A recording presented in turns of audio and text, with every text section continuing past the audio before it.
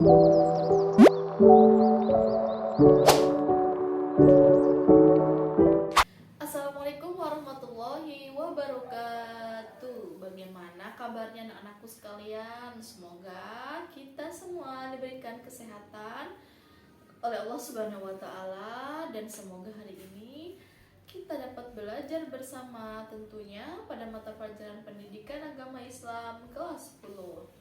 Nah, untuk materi kali ini kita akan bahas tentang sumber hukum Islam. Sebelum kita bahas materinya, coba kalian perhatikan dulu barang-barang atau alat yang ada di sekitar kalian. Ada apa aja? Ya, ada televisi, ada handphone, ada komputer, ada AC, gitu ya, dan lain sebagainya. Bukankah para ahli teknologi yang membuat barang-barang tersebut, ya seperti yang Ibu sebutkan tadi, pastilah memberikan buku petunjuk penggunaannya kepada pembeli atau pemiliknya, begitu kan? Apa tujuannya?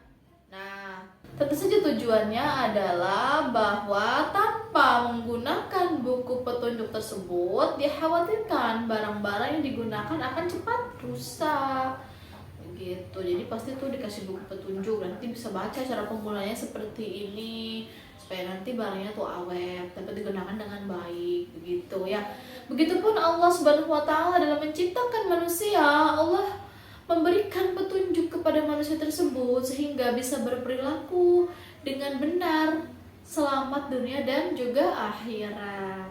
Inilah yang dinamakan dengan sumber hukum Islam. Sumber hukum Islam merupakan suatu rujukan, landasan atau dasar yang utama dalam pengambilan hukum Islam. Hal tersebut menjadi pokok ajaran Islam sehingga segala sesuatu haruslah bersumber atau berpatokan kepadanya, yaitu berpatokan kepada sumber hukum Islam tersebut. Nah, apa yang menjadi sumber hukum Islam itu? Apa saja? Ada yang tahu? Ya, yang menjadi sumber hukum Islam ada 3. Yang pertama yaitu Al-Quran, yang kedua hadis, dan yang ketiga adalah ijtihad. Kita akan bahas yang pertama dulu ya, sumber hukum Islam yang pertama yaitu Al-Quran. Di sini pengertian Al-Quran terlebih dahulu kita akan bahas. Apa itu Al-Quran? Di sini ada 2 pengertian, dari segi bahasa dan juga segi istilah. Dari segi bahasa, Quran berasal dari kata qara'a, yaqra'u, qira'atan, qur'anan, yang artinya bacaan sesuatu yang dibaca. Sedangkan secara istilah, Al-Quran adalah kalamullah yang diturunkan kepada Nabi Muhammad dalam bahasa Arab, yang disampaikan kepada kita secara mutawatir, ditulis dalam mushaf, dimulai dengan surah Al-Fatihah dan diakhiri dengan surah An-Nas. Membacanya berfungsi sebagai ibadah, sebagai mujizat Nabi Muhammad, dan sebagai hidayah atau petunjuk bagi umat manusia. Kedudukan Al-Quran sebagai sumber hukum Islam tentu menduduki posisi yang paling tertinggi, yaitu sebagai sumber hukum Islam yang pertama, sehingga semua persoalan harus merujuk dan berpedoman kepada Al-Quran. Nah, di sini para ulama mengelompokkan hukum yang terdapat dalam Al-Quran menjadi 3 bagian. Yang pertama, akidah atau keimanan. Yang kedua, syariah atau ibadah yang berisi hukum ibadah dan juga muamalah. Dan yang ketiga yaitu tentang akhlak dan budi pekerti. Kita akan bahas yang pertama, akidah atau keimanan adalah keyakinan yang tertancap kuat dalam hati. Akidah terkait dengan keimanan terhadap hal-hal yang ghaib yang terangkum dalam rukun iman. Ada berapa jumlahnya? Ada 6. Apa saja? Yang pertama, iman kepada Allah, yang kedua iman kepada malaikat, iman kepada kitab, iman kepada rasul, iman kepada hari kiamat, dan juga iman kepada qada dan qadar. Yang kedua, tentang syariah atau ibadah, yaitu hukum ini mengatur tentang tata cara ibadah yang baik berhubungan langsung dengan Al-Khaliq, yaitu Allah, yang disebut ibadah mahdhah, maupun yang berhubungan dengan sama makhluknya yang disebut dengan ibadah ghairu mahdhah. Ilmu yang mempelajari tata cara ibadah dinamakan ilmu apa? Ya, ilmu fiqh. fikih ya. Ilmu fikih ya namanya ya. Nah, dalam ilmu fikih itu ada dua hukum ya. Yang pertama hukum ibadah, yaitu mengatur atau hukum yang mengatur bagaimana seharusnya melaksanakan ibadah sesuai dengan ajaran Islam. Hukum ini mengandung perintah seperti perintah sholat, haji, zakat, puasa, dan lain sebagainya. Yang kedua ada hukum muamalah, yaitu hukum ini mengatur interaksi antara manusia dan sesamanya, seperti hukum tentang tata cara jual beli, hukum pidana, perdata, hukum waris, pernikahan, dan lain sebagainya. Yang ketiga, dalam Al-Quran itu mengandung tentang akhlak atau budi pekerti. Nah, selain Al-Quran itu berisi tentang hukum-hukum akidah dan juga ibadah, Al-Quran juga berisi tentang akhlak atau bagaimana cara seseorang itu berperilaku dengan baik, baik itu berakhlak kepada Allah, kepada manusia, maupun akhlak terhadap makhluk Allah yang lainnya. Nah, itu ya sekilas pengertian Al-Quran serta kedudukannya sebagai sumber hukum Islam.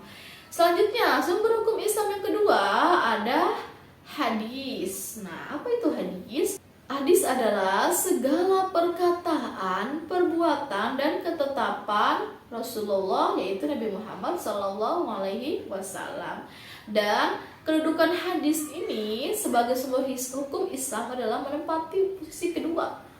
Nah, jadi hadis itu berada satu tingkatan di bawah Al-Quran. Artinya, jika sebuah perkara hukumnya tidak terdapat dalam Al-Quran, yang harus dijadikan sandaran berikutnya adalah hadis.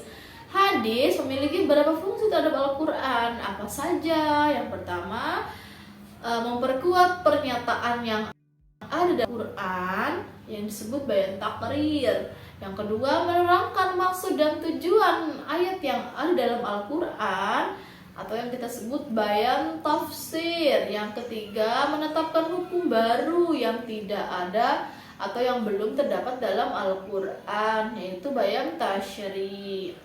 Nah, sekarang kita bahas tentang pembagian hadis. Di sini dari segi perawi dulu ya. Dari segi perawinya, hadis terbagi menjadi 3 bagian. Apa saja? Yang pertama ada hadis mutawatir, ada hadis masyhur, dan ada hadis ahad. Nah, kita bahas satu persatu. Yang pertama hadis mutawatir, yaitu hadis yang diriwayatkan oleh banyak perawi, baik dari kalangan sahabat maupun generasi sesudahnya, dan dipastikan di antara mereka tidak akan bersepakat untuk berdusta. Yang kedua ada hadis masyhur, yaitu hadis yang diriwayatkan oleh 2 orang sahabat atau lebih yang tidak mencapai derajat mutawatir, namun setelah itu tersebar dan diriwayatkan oleh sekian banyak tabi'in sehingga tidak mungkin bersepakat untuk berdusta. Yang ketiga ada hadis ahad. Apa itu hadis ahad? Hadis ahad adalah hadis yang hanya diriwayatkan oleh 1 atau 2 orang perawi sehingga tidak mencapai derajat mutawatir. Itu adalah pembagian hadis dari segi perawinya ya. Selanjutnya pembagian hadis dilihat dari segi kualitas orang yang meriwayatkannya. Nah, yang pertama sahih.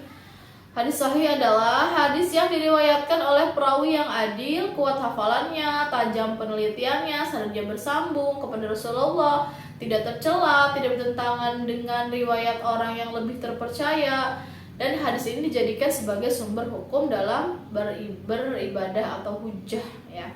Yang kedua ada hadis hasan, yaitu hadis yang diriwayatkan oleh perawi yang adil tapi kurang kuat hafalannya, sanadnya bersambung, tidak cacat, dan tidak bertentangan. Sama seperti hadis sahih, hadis ini dijadikan sebagai landasan mengerjakan amal ibadah. Yang ketiga ada hadis dhaif, yaitu hadis yang tidak memenuhi kualitas hadis sahih maupun hadis hasan. Para ulama mengatakan bahwa hadis ini tidak dapat dijadikan sebagai hujjah, tetapi dapat dijadikan sebagai motivasi dalam beribadah. Yang keempat ada hadis maudhu, yaitu hadis yang bukan bersumber pada Rasulullah atau disebut dengan hadis palsu. Dikatakan hadis palsu karena sama sekali bukan hadis Dan hadis ini tidak dapat dijadikan sebagai landasan hukum. Hadis ini tertolak ya. Nah, kita bahas yang ketiga atau sumber hukum Islam yang ketiga, yaitu ada ijtihad. Secara bahasa, ijtihad artinya bersungguh-sungguh. Sedangkan secara istilah, ijtihad adalah berusaha dengan sungguh-sungguh untuk memecahkan masalah yang tidak ada ketetapan hukumnya dalam Al-Quran dan hadis. Nah, siapa saja orang yang berijtihad? Tentu tidak sembarang orang bisa melakukan ijtihad karena ada beberapa syarat yang harus dipenuhi oleh seseorang yang berijtihad atau disebut dengan mujtahid. Apa saja syaratnya? Yang pertama, Quran dan hadis. Yang kedua, memahami bahasa Arab dan seluk-beluknya dan juga dari segi kelengkapannya. Yang ketiga, memahami ilmu ushul fikih secara mendalam. Yang keempat, memahami persoalan ijma. Yang kelima, memiliki kecerdasan dan juga akhlakul karimah. Nah, itu adalah syarat-syarat bagi seorang mujtahid. Selanjutnya ada bentuk-bentuk dari ijtihad. Di sini kita akan bahas dua bentuk saja ya. Yang pertama ada ijma dan juga yang kedua ada qiyas. Apa itu ijma? Ijma adalah kesepakatan para ulama ahli ijtihad dalam memutuskan suatu perkara atau hukum. Contohnya apa? Contohnya di masa sahabat atau ijma di masa sahabat adalah kesepakatan untuk menghimpun wahyu ilahi yang berbentuk lembaran-lembaran terpisah menjadi sebuah mushaf Al-Quran yang seperti sekarang ada saat ini. Yang kedua ada qiyas. Qiyas adalah mempersamakan atau menganalogikan masalah baru yang tidak terdapat dalam Al-Quran atau hadis dengan yang sudah terdapat hukumnya dalam Al-Quran dan hadis. Contohnya, qiyas adalah mempersamakan atau menganalogikan masalah baru yang tidak terdapat dalam Al-Quran dan hadis dengan yang sudah terdapat hukumnya dalam Al-Quran dan hadis karena kesamaan sifat atau karakternya. Contohnya, mempersamakan narkoba dengan hammer karena kesamaan ilatnya, yaitu sama-sama memabukkan. Nah, itulah 3 sumber hukum Islam. Bagaimana sekarang sudah paham? Ya, silahkan dicatat dan juga dibaca kembali apabila ada yang belum paham materinya. Nah, mungkin itu saja materi kita pada hari ini. Ibu akhiri, wassalamualaikum warahmatullahi wabarakatuh.